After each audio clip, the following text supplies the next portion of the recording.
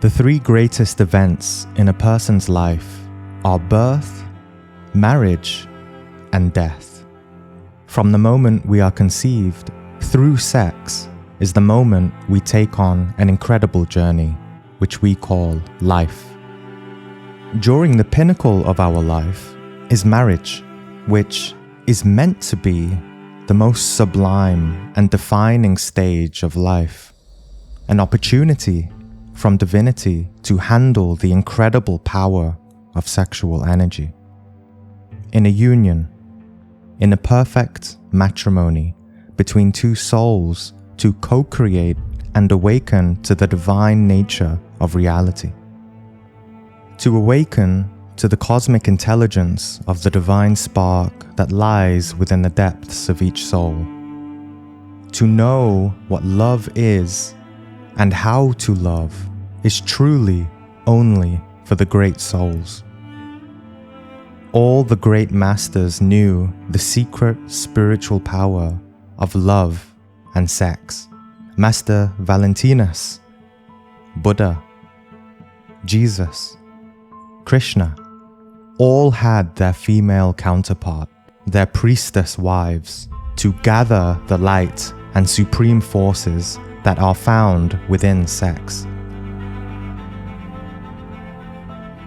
Unfortunately, in this modern world, the internal values of love, family, devotion, commitment, sacrifice have almost been completely obscured by the fog of sleeping consciousness, of ambition, materialism, pride, vanity, arrogance. Thus, by the time old age arrives, many are bitter, miserable, and resentful. Those elderly people who are still happy, healthy, serene, and wise, who still radiate life more than many young people today, in most cases, found and kept love in their lives, because love rejuvenates, love revitalizes, love restores the consciousness, it restores the soul. But there are many in old age who have lost their minds because they lost their faith in life and in love. Somewhere along the way, they failed in love and never redeemed, never reconciled, burying the negativity of their experiences deep within the abyss of the subconscious where the ego is born. But understand, it is not about the attachment to a person that determines how love awakens consciousness. It is more than that. Our partner helps us to find our soul internally.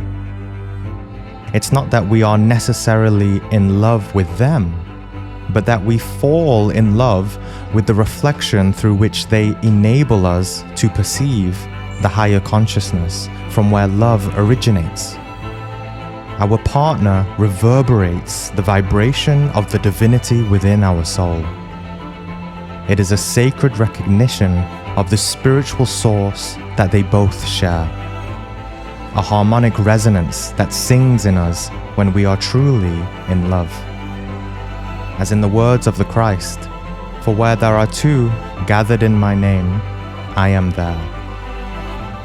Christ not being merely a historical figure, but a universal and cosmic force of divine love and wisdom that exists among two people who know how to love.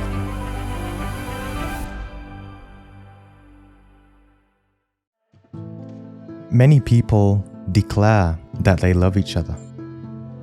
But when the day arrives that shows that their love was obscured in possessiveness, control, resentment, adultery, then clearly that was not love. Some people, after these kinds of experiences, say that they no longer believe in love, when in reality, they never experienced it in the first place. They do not know that love is made, not found. It is something to work for, something to earn. Some people justify not finding love because they do not want to be tied down. Obviously, that is a wrong idea of love. As long as a person thinks and believes that way, that will be their experience, because that is their ego creating their reality. Love is not a trap. Only the ego thinks that way. Love is always freedom of choice. When partners express they want to leave each other, the other person quickly reacts violently and wants to control. Ego is the opposite of love. True love is free to choose. And if it is true, it chooses to be together. Love is not attachment or possessiveness, but the blissful union of two people in the freedom and harmony of being. When we know how to love, these issues become very insignificant, very easy to navigate and transmute. In an intimate relationship, mere sentimental emotions are not enough for such a transformation at the base level of our being. But we need to work with the fire, the electricity, the light of sex, also known as the Kundalini. Only then can the consciousness descend deeper than the intellect. White Tantra, or sexual alchemy, is the way to do that. Esoterically, when we say that sexual alchemy awakens the consciousness, it first awakens the part of our consciousness, the part of our being known as the Divine Mother. Whether we are a man or a woman, we each have a particular Divine Mother within us, beyond form, time, and space. She is Isis, Mary, the Kundalini Shakti, sleeping at the base of the spine when we are not working sexually. She awakens when we begin to practice sexual alchemy and embody love, real love. Not selfish love, but love that is caring, sacrificial, and selfless. Would we die for the one that we love? Kundalini does not awaken in the couple who practices sexual alchemy but does not have true love. White Tantra is the pathway to love. It is only through sexual alchemy, meaning sex without the short circuit of the orgasm. And it is only through that the Divine Mother Kundalini can be permanently awakened, raised up the spinal column and integrated with our human self, incarnating our true being, forming us into masters. But it is not just the act of sex without orgasm that awakens the Kundalini. Kundalini awakens according to our psychological work. If we are not working on ourselves, to know ourselves, and to dissolve our ego, then it is useless. The creative force of the Kundalini would never awaken without sexual purity. The creative force must be applied to radical inner transformation. A sacred union consists of one person who loves their partner and the other who loves even more. When we hate our partner, if we cheat on them, even if it's in our mind or heart or subconscious desires, then we commit error against our Divine Mother.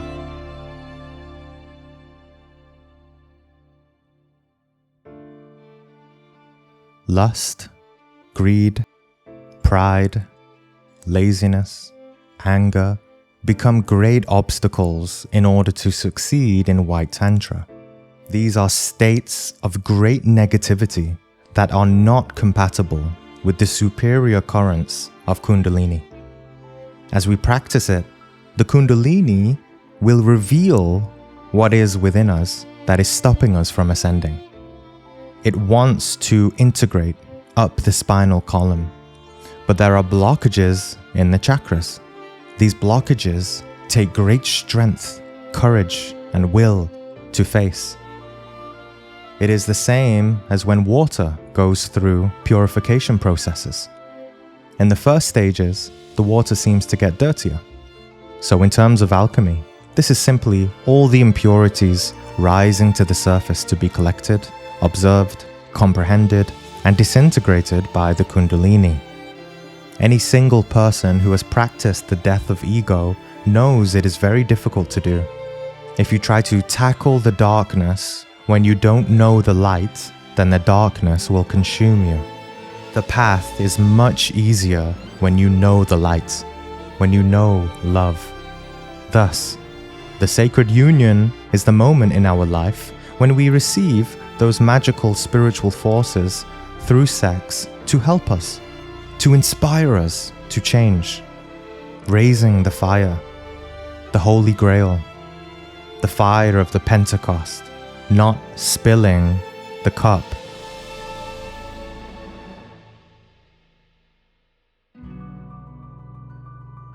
If we think back to when we were younger, when we first fell in love with somebody, in most cases, it was not lustful, jealous, or controlling. It was full of admiration, full of innocence. When we are in love, we feel capable, confident, happy. We see the light. Those virtuous qualities of the soul come back to us just as when we were a child. The gates of Eden are presented to us. We sense God.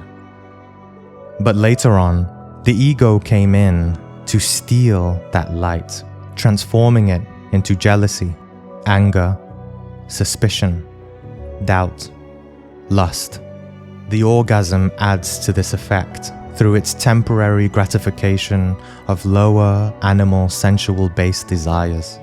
Spilling the sacred semen wastes the primordial life force and stops proper integration of the consciousness with the physical body.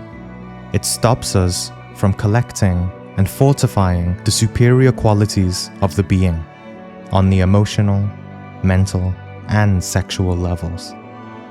But when we are committed to allowing the Kundalini to dissolve the psychological blockages that are within the spinal column, White Tantra, with the one we love, helps us to transform dramatically, to become who we are meant to be, our true self, an expression of our internal divinity.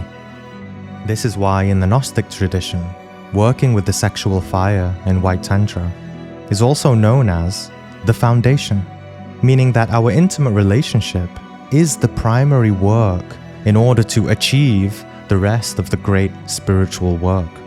Those who put a greater importance on external things, missions, projects, career, above their marriage, do not succeed.